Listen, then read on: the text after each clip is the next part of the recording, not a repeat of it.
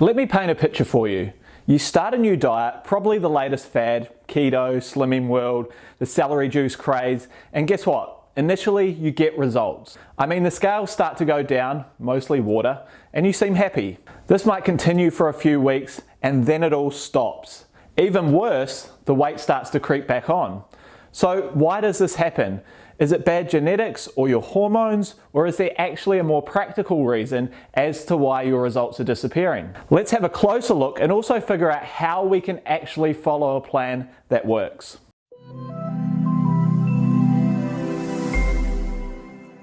Hey guys, Jay Baker, founder of PRIMAL Project, leaders in fat loss and body transformation. And in this video, we're covering why diets initially work and then they don't, and how you can create a plan that will not only get you results initially, but continue to get long-term results. So when we look at diets for fat loss in particular, for the most part, we tend to see some results in the short term. We see the scales going down, we're generally feeling better about ourselves, and we have more energy and enthusiasm. And this can last for a few days or weeks or even months for a lot of us. But slowly as time goes by, the results start to slow, our energy starts to deteriorate, and all of a sudden we're tired and we're lacking any energy and will to train, and before we know it, we're giving up. So let's break down firstly why we have success with diets. Well, it's fairly simple. All diets have one key principle that they're looking to achieve, and that's to reduce your calorie intake. Weight loss at a very basic level is all about consuming less energy than your body typically burns, and that leads to weight loss. Now, different diets do this in different ways. For example, a keto diet, which tends to revolve around, say, foods high in fat, automatically cut out almost all processed foods we would generally eat, as they're mostly higher in carbohydrate. This unintentionally creates a deficit for most people, and the majority of people who struggle with their weight overconsume on processed foods. If we take a look at the paleo diet, it works in a similar fashion. Eating a diet of only whole foods is a surefire way to reduce your calorie intake. Take a look at any juicing diet, or any diet for that matter, and it revolves around restricting energy intake, which leads to weight loss. Now, as time goes on, there's a few things that start to happen. Firstly, our adherence to a diet starts to slip. All of a sudden, our 100% compliance turns to 90% and then 80%, and before we know it, we're well off where we need to be. Now, the reason this happens is because the diet doesn't really fit with our current eating habits. For example, a keto diet may be easy to follow when spirits are high, but as soon as the motivation leaves us, it turns into a bit of a chore trying to follow such a diet with foods that don't typically fit in with our normal eating behavior. The same goes for something like intermittent fasting. While motivation is high, we have no problem skipping breakfast or lunch, but as soon as motivation goes, it seems much harder to turn down breakfast out with friends. The next problem we face with diets is that for the most part, the calorie restriction is extreme, meaning we've gone from consuming, say, 2,500 calories a day to 1,000. The obvious problem with this is, once again, when motivation disappears, the hunger pains are hard to ignore. Once again, we revert back to our overconsumption because following the restriction is just too hard. Now, if that's not enough, the lack of calories also comes with a lack of energy.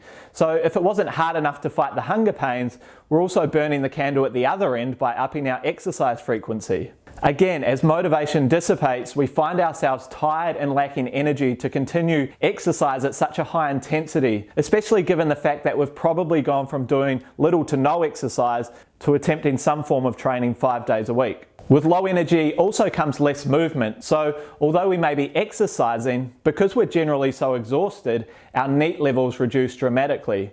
NEAT is the activity we do outside of exercise, like walking around the house or any movement that's not really specific to exercise. If all that's not hard enough, we cut out our one relaxing activity, which is having a few beers or glasses of wine. This can often increase levels of stress and make it even harder to follow a diet. So as you can start to see, it's no wonder why we struggle to sustain such a tough diet. So if dieting is not the way to go for long-term success, then what is it? Well, based on what we've just identified that doesn't work with dieting, we can use that info to create a plan that does. So first of all, we mentioned that most diets work because they create a calorie deficit in some way or another. But often the deficit is too harsh, say 1,000 or 1,500 calories below your maintenance. So the first thing we could do is to find that average daily maintenance maintenance number, which is simply the amount of energy our body needs to maintain its current weight, and then look to stick to a plan that only brings that number down by say 200 to 400 calories a day, which will give us a much better shot at maintaining that deficit over the long term. If you want to find out your daily maintenance numbers, I've left a link in the description below.